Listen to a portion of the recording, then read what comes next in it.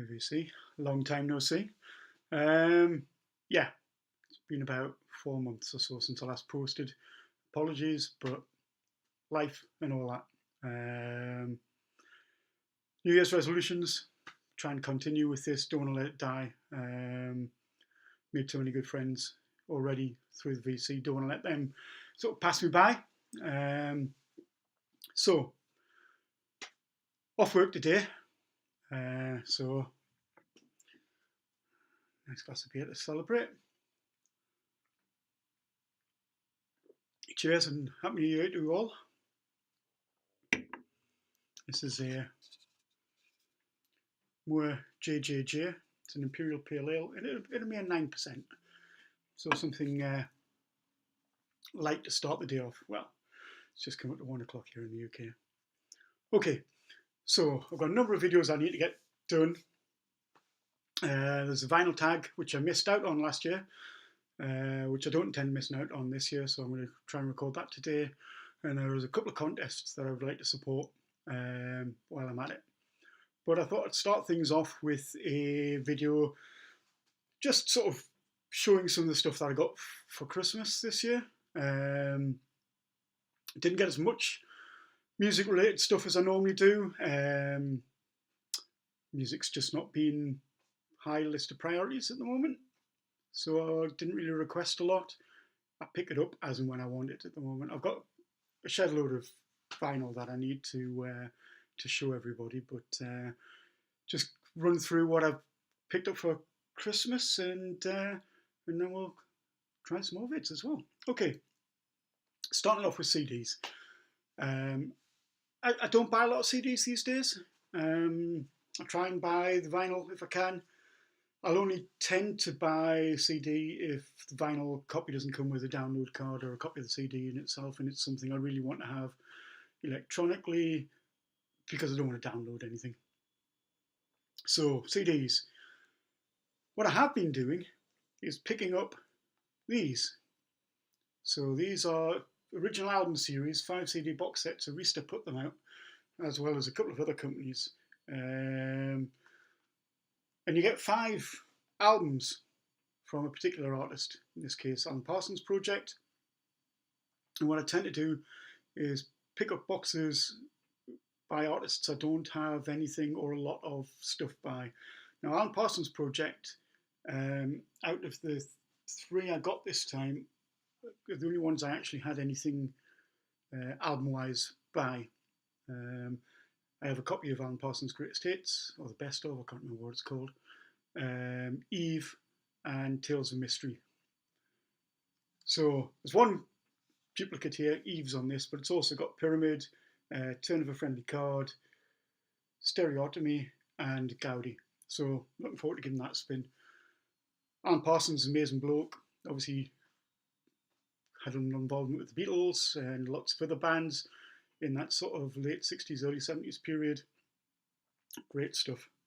Yeah, so look forward to rattling through these. I've not listened to any of this, I have to say, because I've been at work like over Christmas and been on call and stuff like that. So just the opportunity to listen hasn't been there. So anyway, up next, this is a band that could very well have featured in the vinyl tag this time round. There's a Blind Spot band that I've been aware of for years. Lots of people who I respect as far as their musical taste is concerned recommend, but I can't even remember having heard anything by them. Now, I'm sure I must have done.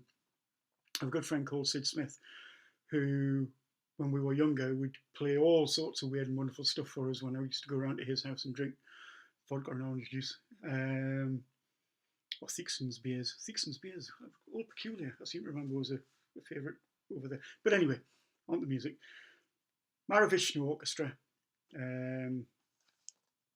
So what we've got here, we've got Inner Mountain Flame, Birds of Fire, Between Nothingness and Eternity, Apocalypse, and Visionaries of the Emerald Beyond. Now, the Inner Mountain Flame and Birds of Fire I'm aware of, and I believe they're sort of highly recommended. Don't know about the other two. Again, not listened to any of this, so I'm looking forward to having given that a spin. which I will be doing later today. And the final one of the original album series, Patti Smith.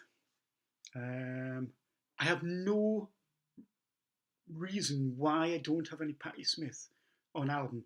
I bought the 12-inch single of Because the Night back in the late 70s, early 80s. Must be early 80s, I think. Yeah, early 80s. Love it. Loved every other track on it. And not bought a single album by her since. I don't think. I might have a covers album. Oh, now I'm thinking. Anyway, normal studio stuff. Didn't have anything. So what we've got here, we've got Horses, Radio Ethiopia, Easter, Wave, and Dream of Life. And again, I've not heard anything by her that I dislike, so I'm really looking forward to that. Final lot of CDs is Ubiquitous Hawkwind. This came out just before Christmas. This is Hawkwind at the Roundhouse. This is the sort of special edition box, which comes with a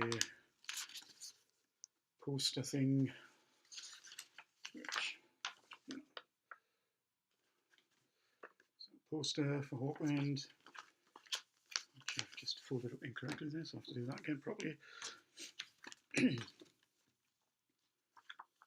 Booklet with lots of live stuff. That's Dave Brock. Typical of what you get at a Hawkwind live show. Brilliant stage presence. Heartily recommend going to see these guys if you ever get the chance. And yeah, 2 CDs and DVD of the show. So looking forward to giving those a spin. Hawkwind are a band that I keep coming back to.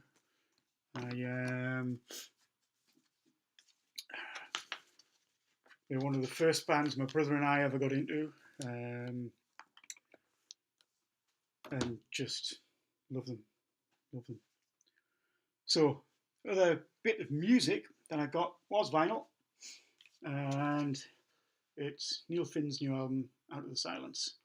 If you watch my videos before, you'll know how much I love Neil Finn. Brilliant singer, brilliant songwriter. One of the best live artists I've ever seen. Absolutely superb. And yeah, still sealed. I'm not listening to it. There you go. So, music related, but not music. I got a copy of this year's King Crimson calendar, which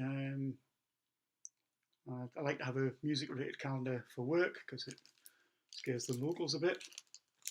And due to a mix up between my wife and my sister, I ended up with 2 copies. So yeah, I'm going to have one of these put up in the house because that'll really pay Jill off. Last 2 things that I got, again, music related but not music.